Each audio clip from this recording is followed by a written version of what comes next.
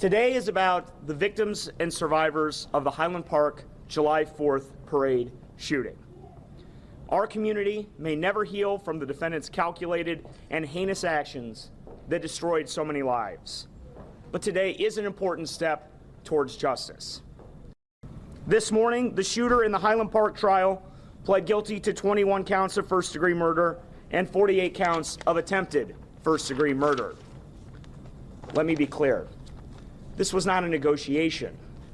This was not a deal. He made a free decision to plead guilty to every single count.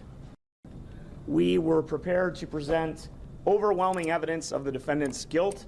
This happens from time to time in our criminal justice system, in big cases and in small cases. As the defendant gets closer and closer to trial, this has happened before. This will happen again in all size of cases, and we were prepared to present all of our evidence. Today's guilty plea is an important step towards justice, but it does not erase the pain.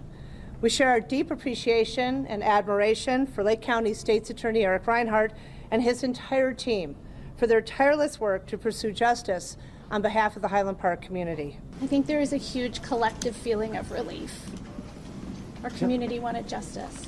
I think it's really important to remember that there were thousands and thousands of people at this parade who ran for their lives, whose children are forever changed, who cannot go on with their daily life, who have spent years in therapy and tried to heal, and that we are not the first community to go through this, and we will not be the last community to go through this. And so while this will fade, not for us, but in the public, it's really important to know that any of us could be any of you, and any family can experience this. And it's on our lawmakers to make changes so that this doesn't happen again to another community. The victims and the survivors of the Highland Park 4th of July tragedy are intensely relieved at what transpired today in court.